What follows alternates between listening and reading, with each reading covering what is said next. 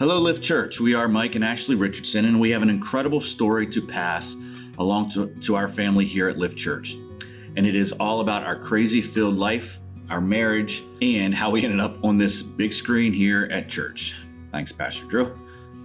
First, we want to take you back to the way we were before finding Jesus at LiFT Church. Needless to say, it was a hot mess. Yeah. Before we even started dating, Ashley hated me. I was a jerk to most people in my life. But she ultimately couldn't resist my great sense of humor. Actually, she still thinks I'm really not funny to this day. I mean, I have no jokes like Pastor Drew, but really, who does? I decided to give him a chance back in 2009. We started dating, and within 2 months, we were living together. Because I had nowhere else to live, and our relationship began with lies and was never great. All we did was fight and talk about breaking up. Then I did the worst possible thing that I could even imagine. I loved her, but we felt more like roommates. I ended up cheating on her with her best friend. Without a doubt, the worst mistake of my life. Then we found out that we were pregnant, and things changed for the better, so I thought. I still didn't know about my best friend until several months later. And when I did find out we were having a baby, and I kind of just swept it under the rug. I never dealt with my emotions and resented Mike for years after that. I felt like the biggest idiot ever, and still do. Still, we got married on May 10th, 2013. Things were really never fabulous for us. Though we had some good times, we became pretty good at just faking it when around our friends and family. And then baby number 2 in 2015, and then baby number 3 only 14 months later. We were broke, we really didn't like each other, but something was keeping us together. Life was not what we hoped for, to say the least. We bought a house we probably couldn't afford, and then Mike got seriously injured at work. Yeah, I got injured in 2018. I had a severe concussion and messed up several discs in my neck. I refused to have surgery until I absolutely couldn't take the pain anymore. It made everything about my life, her life, our life miserable. Finally, in late 2020, I had a double neck fusion surgery, which caused a spinal fluid leak in my cervical spine. The surgeon thought he had fixed it during surgery, but he didn't. I was out of work for a long time, and the pain that I suffered from the leak was triple the pain that I originally felt prior to surgery. Our marriage got even worse. Between Mike's pain and our income, and then COVID happened. To top it all off, I discovered Mike was talking to an ex again on Facebook. The bit of trust that I had built up after the first incident was immediately crushed. I was crushed. I wanted a divorce. I kicked him out.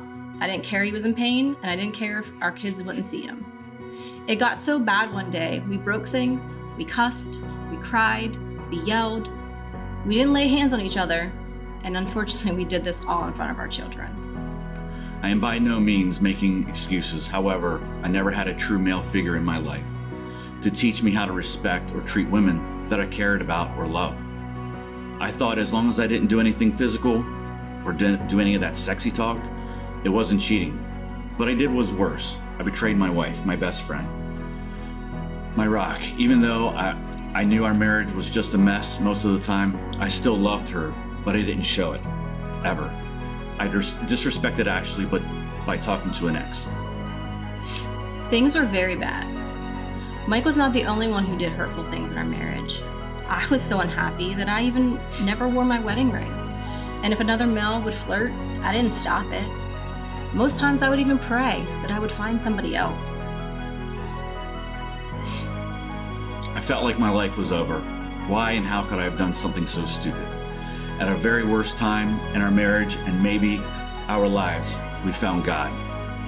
So as I'm begging for forgiveness, another chance, and trying to change, Ashley called me into the living room and said, "Watch this." If Jesus came out of dysfunction, He can take our family through dysfunction too.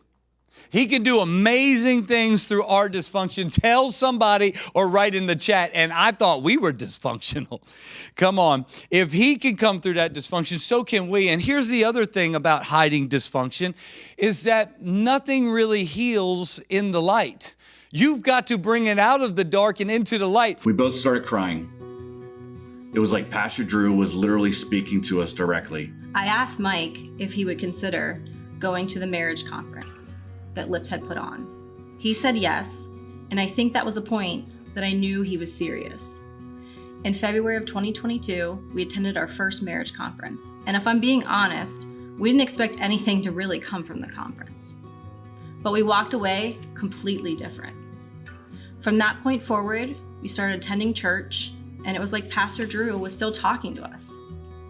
It was like he knew what had happened for the past several years. We became close to several of you, and you all have become true friends to us. Early in the journey, March of 2022, Mike decided to have a second surgery to fix the spinal leak. The doctors in Baltimore said it was only going to be about a 60% chance of it working, but we decided to go for it. This is when I realized that prayer really does work. We were in a completely different mindset than the first surgery. We had friends and prayed on our side. All of our friends were praying very hard for Mike that day, and the surgery worked. The doctor completely sealed the leak in Mike's neck, and he is now 100% thanks to the power of prayer. Yeah, it was freaky. We found God through Pastor Drew and LiFT Church, and we haven't looked back. The marriage conference talked about how God will put you through some really tough times to get you where He wants you. It's His platform for His plan. I know that all the tears, the fights, the breaking of things was just God's way of saying, now watch this. And He has made our lives, our marriage, the best, the absolute best that it has ever been. From meeting new friends in small group to having an overwhelming feeling of relief that came from the Freedom Conference.